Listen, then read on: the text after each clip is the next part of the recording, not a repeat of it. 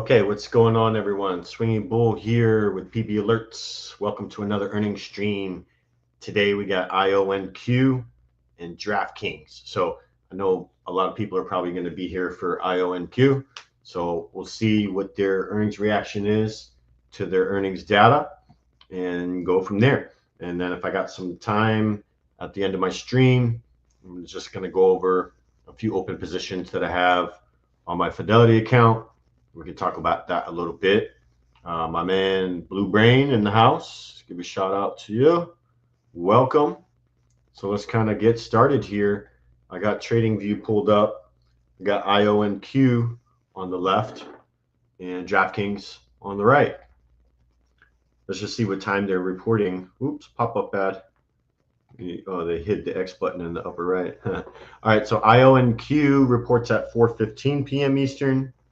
And DraftKings also reports at 4:15 p.m. Eastern. So we got about 15 minutes to burn here before we get the data, unless it gets released early. Let me add the tickers here. I was just watching AT&T sell off into close here.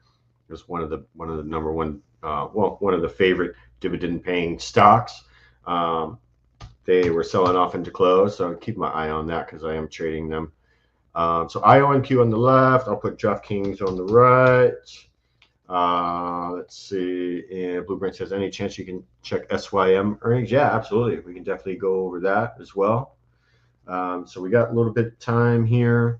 Let me just look at this real quick. SYM has earnings. We can probably go over that first. IonQ is actually getting a move right now. I wonder if they're data just got released, but I promise we'll go over Symbiotic as well. I'll take a dive into their fundamentals, their income statement, balance sheet. We'll see what kind of condition of health the company's in, if you will.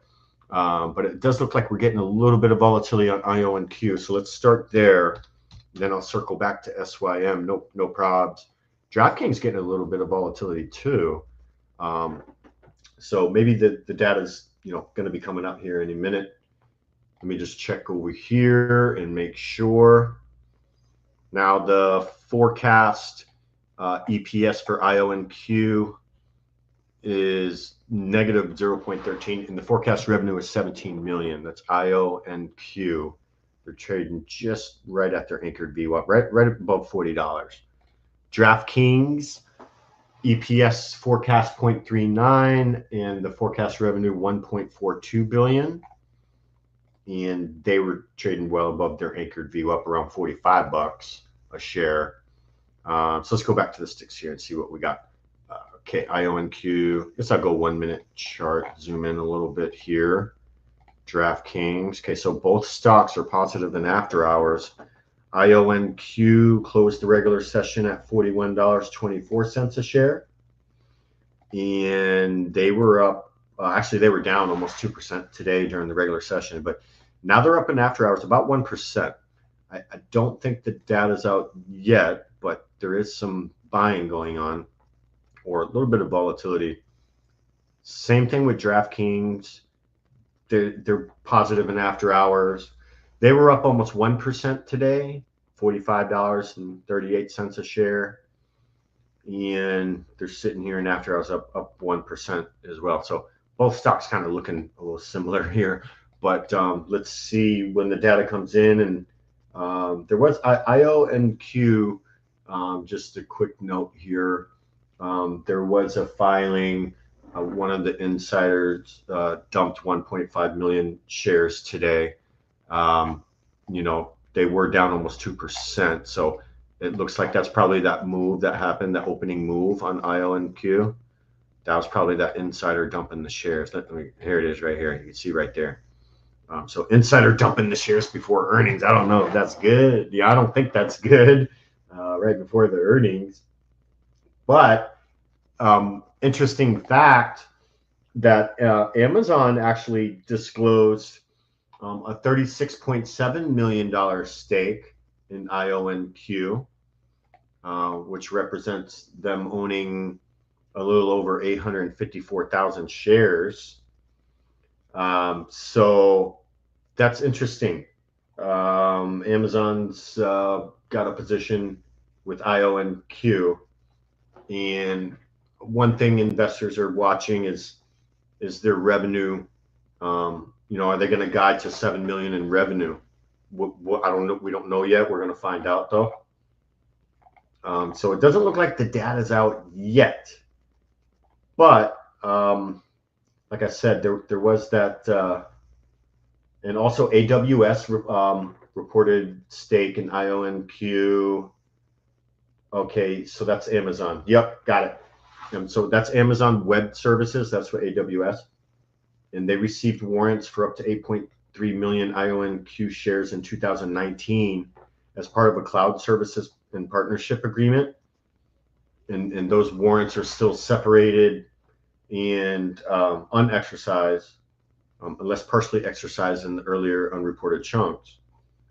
If Amazon had exercised the warrants, the transaction would have appeared in a Form 4, Form 144, or other ownership filings, not a 13F alone. Okay, so just interesting data there.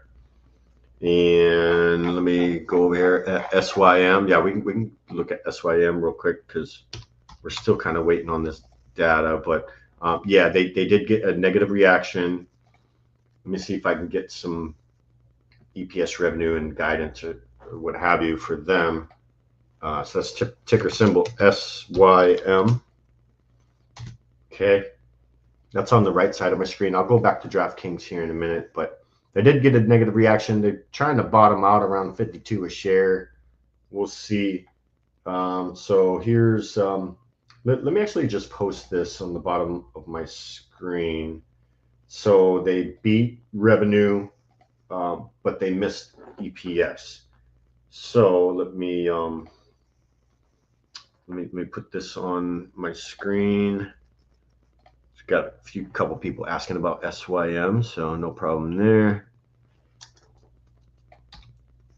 Okay, let's see if I can fit this on one post. Yeah, looks good there. So, anyways, they missed EPS, but they did beat revenue. As far as the EPS, the forecast was negative 0.1, and they reported negative 0.05, so they missed that. Revenue forecast was 533 million, and they reported 592 million. So they beat revenue by double-digit percent. They're 11%. EPS is down 150% year over year. That's not too good, but revenue is up 20% year over year. EPS is down 25% quarter over quarter, and revenue's up 8% quarter over quarter. So just some details about SYM's earnings. And I just want to look for a few other things. IonQ is now red after kind of spiking up a little bit, and it's 4:08 p.m. Eastern. So I'm assuming those earnings are out. So they probably reported at like 4:05 p.m. Eastern. Let me just look at a few other things here. Okay, this is regarding SYM. We'll go to IonQ here in a second. They're selling off a little bit. But a couple of statements from the SYM earnings from the CEO. He said, I have a feeling they're going to kind of chirp up these comments a little bit because investors aren't getting the data that they wanted. That's why it's down right now. But we continue to deliver strong results and drive operational progress. That was said by Rick Cohen, and he's the CEO. We are building on this momentum with game-changing innovations that are unlocking new opportunities across the supply chain, as we have unveiled with our next generation storage structure. Okay, this is from the CFO. Revenue grew 26% and gross margins improved once again year over year. Looking ahead with the launch of a proprietary new storage structure, we expect a temporary short-term impact on revenue. Okay, maybe that's why they kind of sold off a little bit. So temporary short-term impact on revenue based on schedules shifting to accommodate. Importantly, the new structure does not affect our backlog and supports our long-term value creation. So they're just saying maybe some short-term impact on the revenue there. So that's probably why it kind of sold off a little bit. It's down 15%. So I guess it sold off a lot of it. It's $62 stock. Trading that in the low 50s now. So it is down a little over $10 a share. I guess investors just aren't really liking that short-term impact that they're saying that they're going to have on the revenue. But they did beat revenue forecast, so it is something. So maybe just wait for the bottom to come in, and maybe it could be, if you still believe in the company, maybe it could be considered a little bit of a discount on the stock compared to what it was trading at during, when it closed the regular session today. So, yeah, I mean, let's look at the bigger time frames on SWM here real quick. Weekly time frame. Okay, it's trading at $52 right now. All right, let's go daily. And yeah, I mean, probably going to be $50 support, nice even mental level. Trading $2.50 above that right now. So S1, $50. Keep it simple.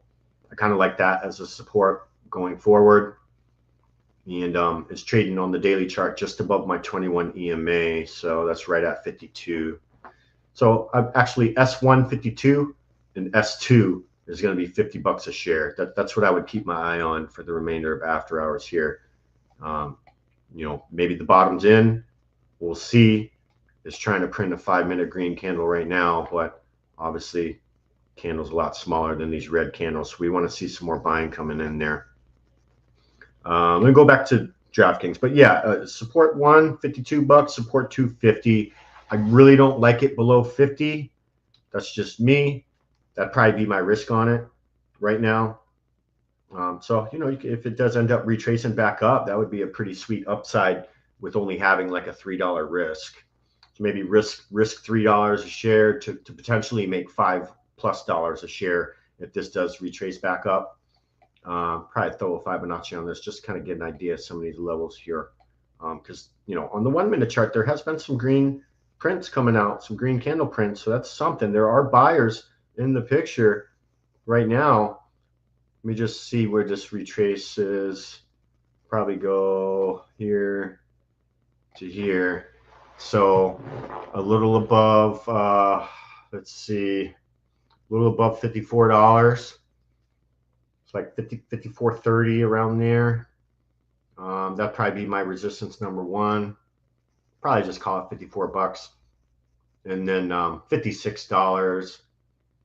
I'd probably go 54 for resistance one and maybe 57. That'd be 50% retrace. Because we could retrace more, hit the 50%. And hey, buyers are really putting in an effort here to retrace this. So we'll see what happens. Let me go back to DraftKings real quick. Let's see. Ludovic on YouTube. Popcorn yellow stripe smile. I love it. All right, let me go DraftKings. All right. Actually, let me go IonQ because that's why most people are here probably. Over 2,000 people tuning in. Welcome, everybody. Got a nice little group over here in the Discord as well. Let's see what happened with IonQ. I'm going to go to Webull just because I want to see some of their stats before. So, yeah, IonQ, I know they previously had an issue with the EPS. And we've already got... I know we got the EPS and revenue already. Let me just share that with everyone, and we'll figure out how to get to these earnings web calls because that's always an important step with these earnings. So IonQ's earnings are in. It looks like they got a nice beat as far as EPS and revenue, but obviously the stock price isn't reflecting that. But I'm showing revenue came in at 103 million and the forecast was only 17 million. That's a huge beat on revenue. If this is not a typo, EPS came in at 0.01. The forecast was negative 0.29.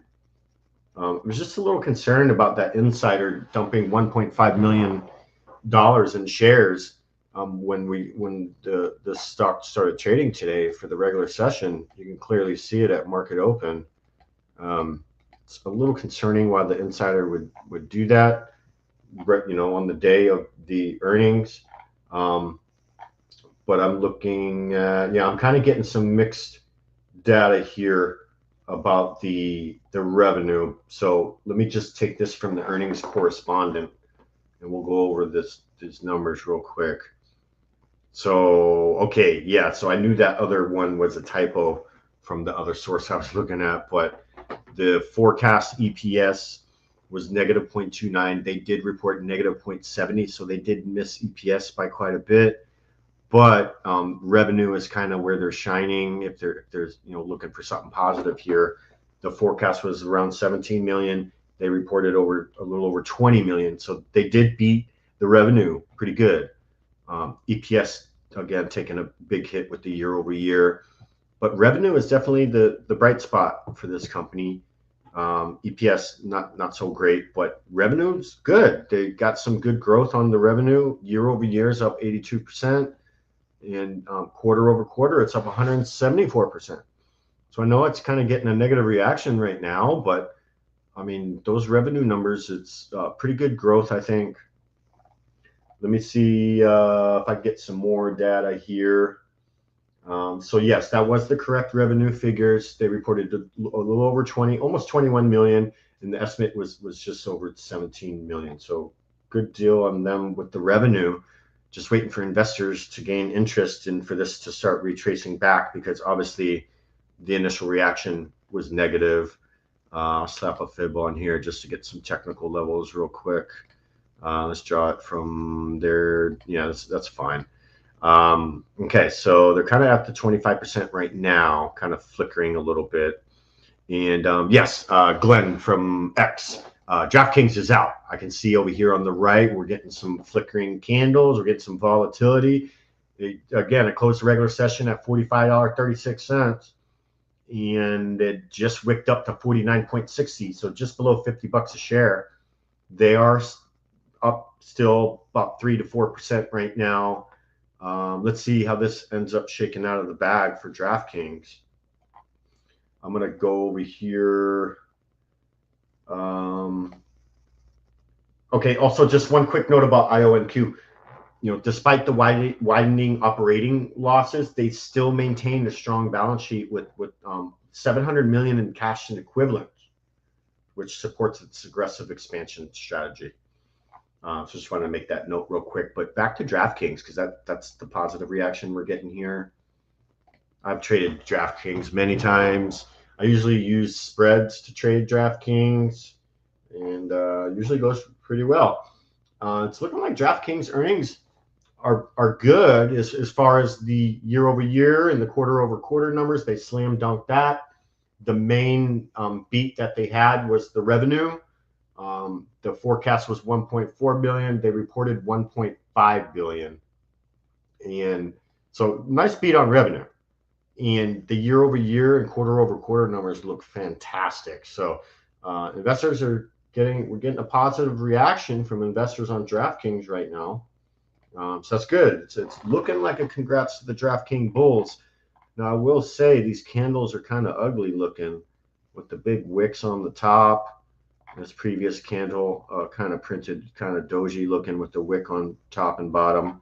But nonetheless, it's up. There is buying pressure. There is a buy side imbalance on level 2, so that's good to see there. They're trading at a little over $48 a share right now. Yeah, Glenn, that's a good point. DraftKings historically, first move hasn't always been the final move, even on the daily. Yeah, sometimes you get like a reversal like the next day. Like sometimes it doesn't even happen on the night when they release the earnings. So another thing I was looking at earlier is their reactions to their previous 4 earnings announcements and what they were trading for one day after. It's always interesting to look at that data. So I'm going to pull that up for everyone real quick, and just trying to get some pop-up ads out of the way here. Give me 1 second to scroll down to that. Okay. So yeah, this is a good example of what Glenn was saying on X. Here's their last 4 earnings. One day after this, on the May 8th earnings, they were up a little bit, almost 2.5%. And the earnings on February 13th, it took one day after, and they ended up being up 15%. So it's just some good info to look at. But let's look at some other things regarding DraftKings. I want to get their EPS and revenue on my screen. Also, IonQ, I'm gonna post something for that as well. Give me 1 second here. IonQ. Okay, yeah, I'll just use this from Unusual Whales. That's fine. And let me put this in the chats for everybody. And then we're gonna find out how to get to the earnings call and stuff, because I know everyone wants to hear from the CEO. I'm assuming the earnings call is probably going to be around 5 p.m. Eastern, almost 4:30 now. It's 4:20, but there's the IonQ data. So yeah, they did miss the EPS, but revenue, they beat revenue, and investors were wanting them to beat that forecast, which was 17 million. They reported 20, but again, IonQ with a little negative reaction at first, and then now it's trying to bottom out around 39 bucks a share. So it's trading just above that now, right around the 25% retrace. We'll see if it can reclaim some of these levels and come back up to baseline from where it closed at.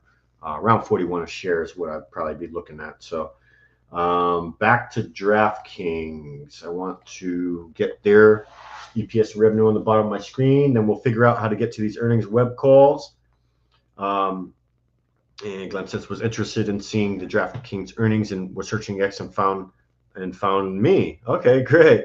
Thanks, Glenn. I appreciate it. Yeah, we always have a lot of fun here. I appreciate the follow. I've been doing these earnings streams for about 6 months now. It's kind of recently started kind of gaining popularity. It kind of takes a while with this stuff, but every Tuesday, Wednesday, I pick out 2 like popular tickers.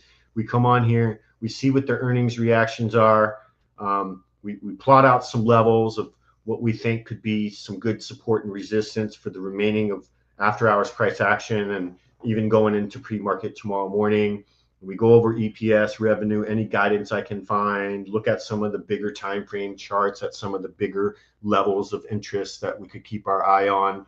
And then usually at the end of the stream, I do share my Fidelity account with everyone and kind of go over some of the open trades I got going on, just kind of giving everyone an idea of what I've been trading. So, and Will from YouTube says, you think DraftKings call is tomorrow AM? Okay, appreciate the info. We'll definitely confirm that for everybody. So I guess what we can do right now, let me see when IonQ's web call is, because that's what everyone wants to see. And I'll just get it straight from the horse's mouth from their investor relations page, and we'll find out exactly when IonQ is going to do theirs, and then when DraftKings is going to do theirs. If we got enough time, I'll find out when SYM is going to do theirs as well. But let me just look at IonQ just for a second, go straight to their page here.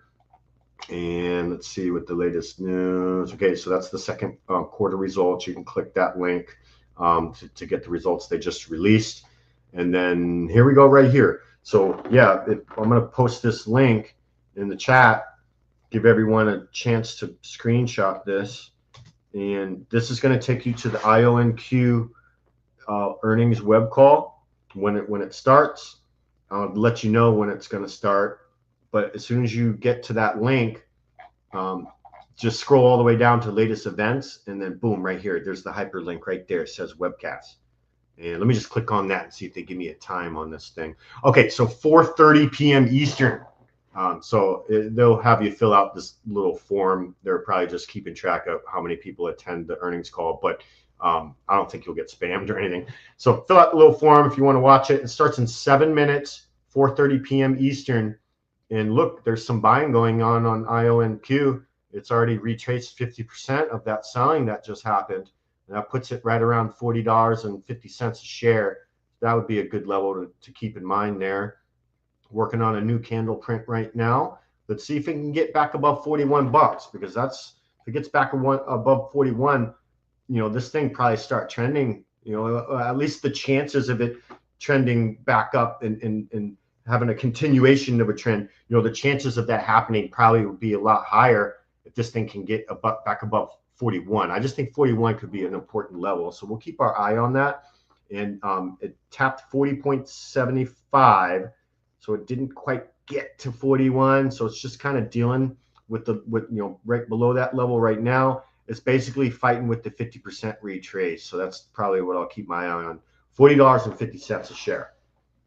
And again, if it can get back above 41, maybe this starts trending the other way. And we've seen that with a lot of these earnings is you get that initial reaction. And even if it's not a quick, up and down or whatever, the initial reaction is negative. That gets out of the way. A bottom starts forming. We finally start getting some green candle prints, and then it kind of slowly starts trending back up. That's I think that's good. So there's obviously some interest in the stock with buyers when it came down here, when it broke down in below 40 and back into the $30 range, the high 30s, if you will. And it looks like some investors are taking that as a little bit of a discount, and there's some buying going on right now. So let's just see. So anyways, their earnings web call is in 5 minutes. I'm not going to stream their web call, okay, because I got some other stuff I want to go over. But it starts in 5 minutes, and the link's on the bottom of my screen. That's the IonQ earnings web call with the upper management, CEO, CFO, that kind of thing. All right, back to DraftKings. Hey, Big Fahad on X. I'm doing well. Good to see you as well. Appreciate you coming by and hanging out. Thank you so much. Let's find out when DraftKings is going to report, because I might even actually attend that one, depending on when it is. But let's just take a look here. I'm just going to go to their investor relations. So DraftKings holding up. They're holding up. They're up almost 6%. I like what it's doing. Let me draw something on this real quick. Hold on. I'll just go from here. Yeah, I'll go to the bottom of that to the top of that. That's fine. We got some pretty clear levels here. S1 on DraftKings, $47.50. Pretty clear to me. Basically right around here where this green buying candle came in. So probably right below there would be my S1. S2, I probably just put that at the golden ratio. That's $47 a share. So kind of a tight S1 and S2. I'm not gonna lie, but support 1, $47.50. Support 2, $47. So kind of tight support levels, but that's kind of what we're working with the price action right now. Resistance 1, probably going to be that 25% retrace. That's going to put it right at 48.50. And then of course resistance number 2, just keep it simple. It's the after hours high. All right, 49.60, I believe. Let me see. Yeah, 49.60. So that'd be fine. Let me see. Big Bot. This is my first time coming here. Okay, awesome. Well, welcome to the stream. We usually get a few thousand people kind of hanging out on these. And yeah, I do it every. Oh, you're from Nigeria? Okay. Well, hope all is well over there. And I'm glad you joined the stream. Do it every Tuesday, Wednesday, Thursday. So always 4 p.m. Eastern is when I start. So check me out. I'll be back. Today's Wednesday, so I got another one tomorrow. But so let's look at DraftKings. I did remember a comment. Someone said that DraftKings earnings web call is tomorrow in the morning. So let me just verify that for everyone. And just give me 1 second here. Okay, so here's the August 6th, which is today. Here's the press release for their earnings. And they do have revenue growth of 37%. So that's positive for them. And let me see if I can, do they have an events page? Yeah, right here.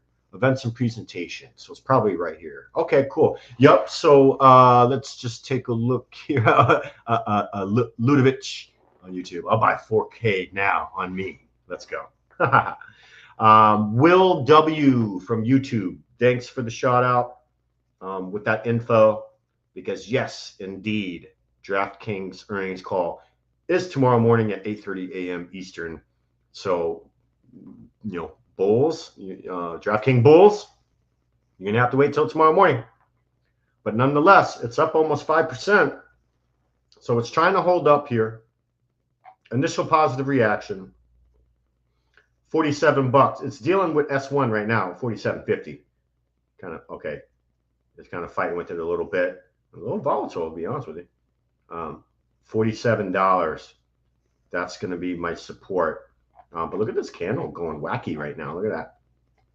There's a lot. It's kind of going a bit crazy on the order book right now. Look at time and sales. Just look at this. Yeah, just kind of back and forth.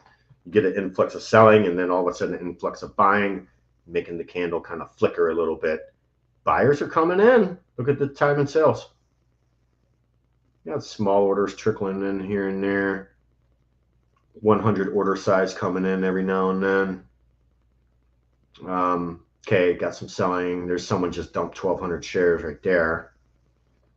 But a little back and forthness. But overall, there's buying pressure is, that's kind of why it's up right now. So it's up 5.5%. Easy support level. If you're trying to, not financial advice, but if I was trying to trade this with limit orders and after hours, I'd be looking at $47 as my support probably. And I know it's pretty obvious, and depending on how much risk, maybe you can let it breathe a little bit. Put your stop around 46 maybe. Obviously, it would have to be a manual mental stop, because stop loss market orders don't work in after hours. So just be careful and just know where your risk is at on the chart. Look at IonQ almost retracing all the way back up. Look at that. And it's literally right when their earnings call started. Their earnings call started a few minutes ago. So as the earnings call started, there's buyers buying. I'm not too sure how much has been said with that earnings call because it just started.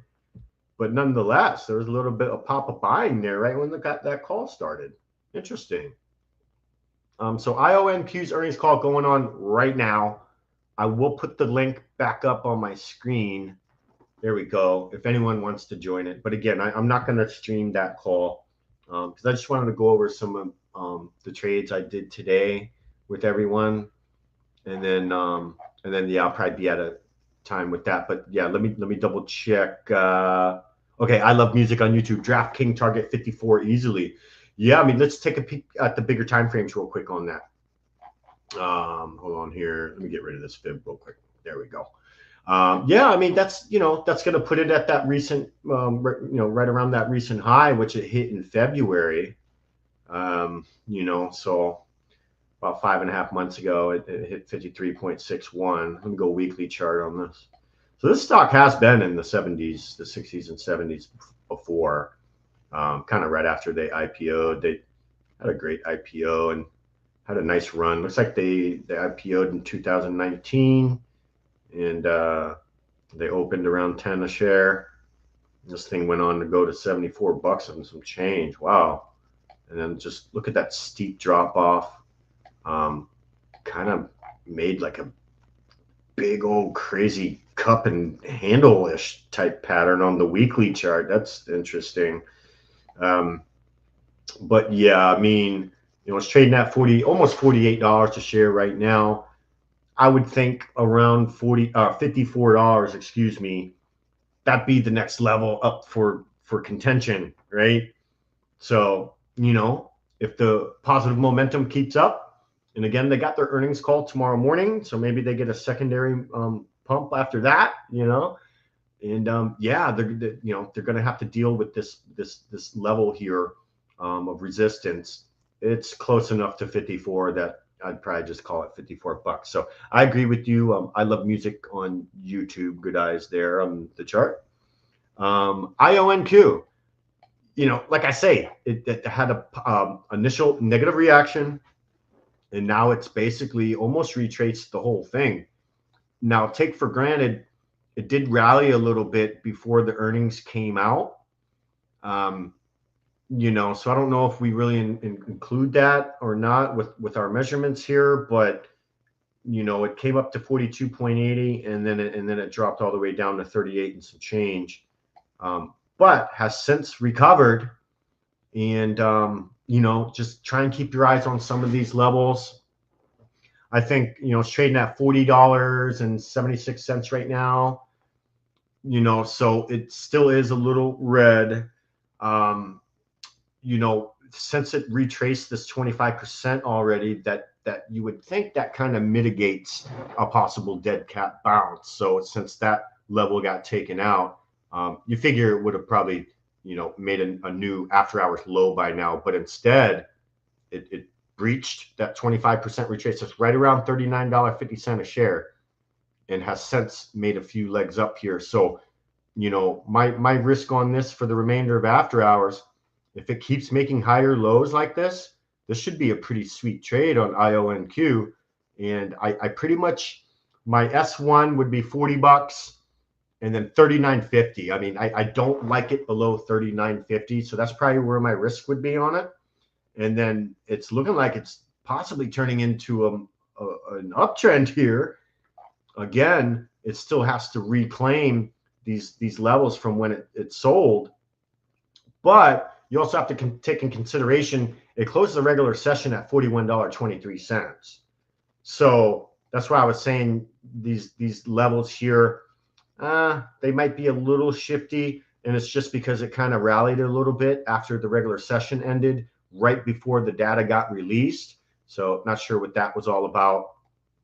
But I guess the point I'm making is if it can at least get back to where it closed the regular session at $41.23, you know, you could be onto something here, and maybe this starts trending back up the other way. But my risk on it, I don't like it below 39.50. So, you know, what's that going to give you? Like, it's trading at 41 right now. So 41 to 40. So it's like $1.50 risk to the downside. And hey, if you can pick up a couple dollars a share on the upside, that'd be a good trade, you know, for me. Again, it's right after the earnings, so it can still get a little volatile. So you just got to be on your P's and Q's when you're trading it. And again, you obviously have to use limit orders when you're doing this in after hours. So that alone can be a little tricky if you're not used to it. But okay, let me just check SYM just real quick. I'm gonna go over a few positions. We go intraday because we're not seeing the earnings move on the bigger time frames. So we go 5 minute. All right, SYM is fish hooking. Let's see if it, you know, hopefully it doesn't make that bearish H pattern that we see a lot. Some people may even call it a bear flag. But you know, we see it a lot and trade those a lot. So basically you get the move down, right? And then it comes up looking kind of bear flaggish. But we trade these bearish H patterns a lot where it kind of comes back down and forms kind of like a lowercase h, right? Kind of like that. So, you know, just watch for the flush, you know, if that does happen. But it also, you know, there's so many things that can happen with trying to trade with technical analysis. So you could either get the bearish H pattern or obviously a break above the previous candle's high.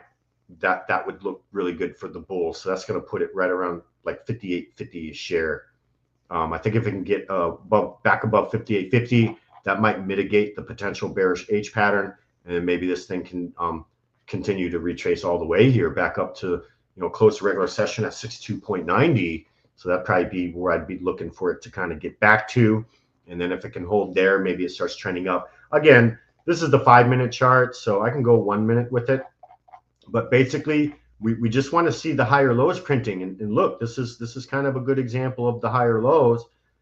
So obviously, you know, support level 1 on SYM, I don't like it below this higher low it just printed. You can clearly see the higher low right here. So it makes the low after the initial negative move, came down to 51.25. We got some buying pressure coming in. Boom, pulls back a little bit and prints a higher low. And then it does another leg up. So we want to see, is this going to be the third higher low right here? You know, if it is, you could potentially go for a ride for another leg up. But for me, you know, if it falls, the price of SYM in after hours falls below this previous higher low, I don't like it, because then the uptrend using higher lows kind of gets invalidated, right? And you know, it just is what it is, and we got to try and protect ourselves somehow, right? And not just kind of shooting from the hip, you know, trying to have a plan, and you know, things get a lot better. So IonQ, same thing. It kind of sold off to 38.63, starts breaking some fib levels to the upside, printing some higher lows, kind of ugly, more of just a trend up really. But I guess this would be a higher low here, but look what happened here. The price broke down below this previous higher low. So this is where I'm kind of just maybe waiting and gonna, you know, I don't want that to break. But also this green candle, the bottom of this green candle, literally lines up with the 25% retrace. That's an important level to, in the beginning, to ensure it's not going to be a dead cat bounce. Sometimes it can dead cat bounce around 38%, but I do like how it broke most of those levels with no problem. Yes, it pulled back a little more than we want it to, but again, S1 is going to be right here, 39.50. It's that 25% retrace. I don't like it below 32.50. So maybe you could just sold off a little bit. We'll see if the bottom comes in, a secondary bottom, if you will, and maybe this just turns into like a bigger time view higher low.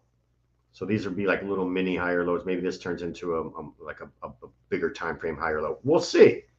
I mean, you can see the bottom wick. So there was some buyers down here around mid 39s. So that's what I would be looking for on IonQ to see if it can finish retracing back up. It made a really solid attempt at retracing all the way just now. And unfortunately, some sellers came in, and we got some selling candles. And now it's trying to make sure it doesn't come back below the 25% retrace. So very important, IonQ, 39.50. I don't like it below there. SYM still working on higher lows here, so just keep your eye on it. Maybe get a nice little trend out of it. All right, looks like we got all the reactions on these stocks, and we even talked about SYM, which was a little bonus there. But I just want to go over some open positions that I have. One of them I actually just opened today. So let me just pull this over here. This is my Fidelity account. Okay. I do a lot of wheel strategy on this account, and I also do a lot of buy plus right strategy. Let me zoom in a little bit here. I just want to go over these positions. So I started wheeling Webull, which is bull, ticker symbol BULL. Sold the $14 put. So that was sell to open. I wrote that contract. I'm not buying it. I wrote it. So I sold it. Expires August 15th, so don't got to wait too long on that, just another week and a half. And we'll see if bull is above $14 by August 15th, then I will completely pocket. You can see here my cost base is $82 a contract, 0.82. So if bull stays above 14 bucks, that $82 just goes in my pocket. And then I'll probably sell another cash secured put on it and just see how many rounds of cash secured puts I can get on this before I actually even get assigned one share. So that's one trade I got going. Also, excuse me, I got the hiccups. Let me take a sip of water. All right, I also sold the $4.50 cash secured puts on JetBlue. I know there's better airlines out there to trade, but anytime JetBlue comes to the $4 range, I always trade the heck out of it, and I always do very well with it. This trade's sitting right around break even. I'm a little red on it, but I got $28 a contract on those 450s, and as of close today, they were going for $30. So I'm down just a little bit on that. When we're selling to open options, we actually want the price of the contract to go down, right? Because I'm collecting $28. Let me get this thing out of my way because I don't even know if you can see that JetBlue position. There we go. All right, so I'm collecting $28 a contract on the onset of the trade. I did five contracts on this, 5 lot size, whatever you want to call it. So the idea of cash secured puts, I actually want this contract to go to 0. That's how I pocket the $28 a contract. So some people would think, oh, well, if your cost basis is 28 and they're trading for 30, why are you not green on it? Well, that's because I'm on the other side of the transaction. Okay, I'm not buying naked options. I actually wrote this contract and sold it to someone who bought a naked option. All right, so I like being on the selling side of the transaction. I've been doing it for years, and it's just, it's just a consistent way of trading. It fits me and my personality. I basically like being a little mini market maker, right? Because I'm creating contracts for the option chain. So that one's sitting around break even. If I get assigned at 450, fine. I'll start deploying $4.50 cover calls, no problem. And that will bring in even more income and also further reduce my cost basis. So got till August 15 on that as well. So I got a little bit of time to kind of see what JetBlue does. not financial advice, but if you're looking for a safer trade, you could probably just go with the $4 cash secured puts. Here, let me go to the option chain. Looks like Algo had a control of this stock today. You can tell from the 1 minute chart. Look at its barcoding. So Algo's got their hand on JetBlue right now. But yeah, let's go to option chain, a safer trade, because I'm technically in the money and I'm at risk of assignment. However, I'm not concerned about getting assigned at 450, because if I get assigned at 450, don't forget I collected $28 a contract. So 450 minus 0.28. My technical cost basis would only be $4.22. I'd be okay owning JetBlue at 422, and then I'll pump out the covered calls. I mean, shoot, one round of covered calls, if I get assigned at 450, one round of covered calls will probably put me into the $3 cost basis range on JetBlue. I'd be more than happy owning JetBlue in the $3 range. So not worried about this at all, even though I'm seeing a little drawdown right now. I'm down 5% on it, but that'll eventually go away as we get closer to August 15th. The trade I opened today is a very interesting trade. I did a dividend capture strategy on Ford. So let me just pull Ford up real quick. Looks like an Algo was on Ford today too. Look at that barcoding on the one. Wow. So let me just go 15-minute chart. All right. So Ford's trading above $11, right? They have their ex-dividend date on August 11th, okay, which is Monday. All right. And I want their dividend. I think it's 15 cents a share. I mean, they pay a 5% dividend annual yield, obviously paid out on a quarterly basis, but I want it. I want the dividend. So what I did, let me go back to my Fidelity account real quick.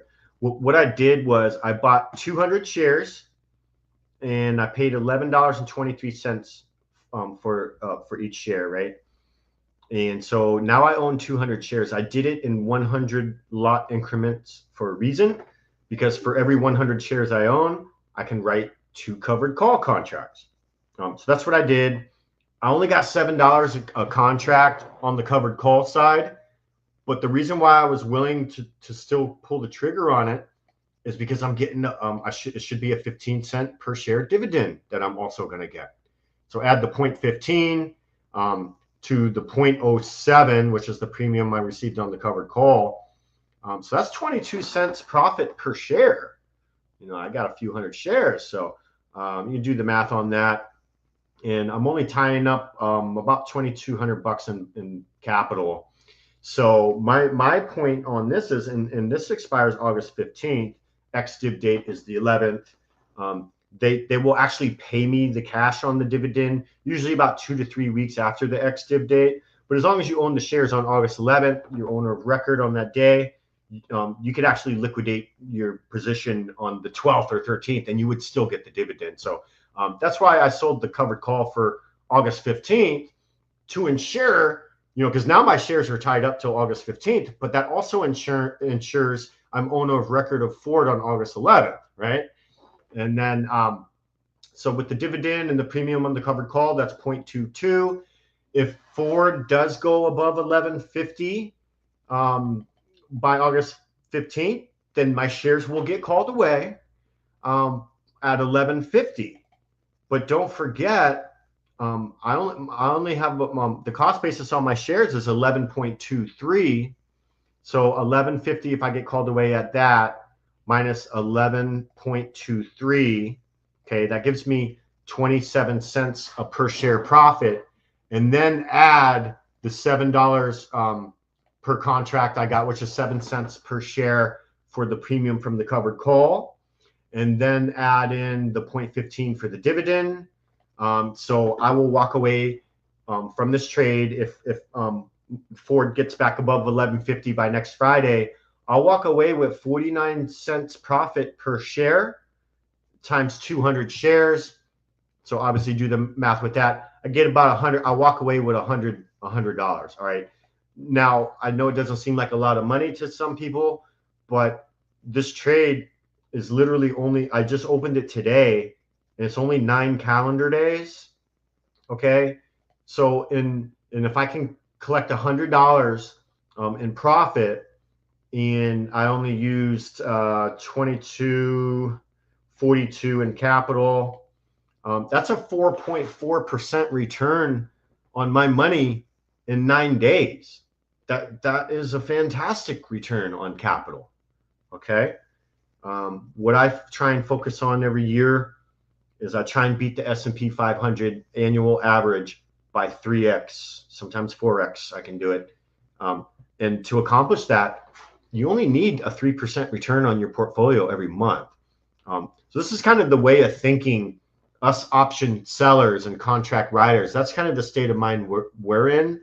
It's a little bit different than your typical trader or trader who just tries to day trade SPY during the day and get rich quick. And it's fun to do. I mean, I do take a little bit of my money and have fun day trading, but the bulk of my money is put into strategies like this that if you manage to trade correctly and accordingly, I think is relatively low risk and very, very consistent weekly or monthly income. That's the type of trading I do, okay? And with this Ford trade, yeah, I'm not getting rich off of it, but I'm getting 4.4% return on my money in 9 days. Hell yeah, that's a good trade in my book. And it's relatively safe. Ford's not going nowhere, folks, okay? Ford is not going nowhere.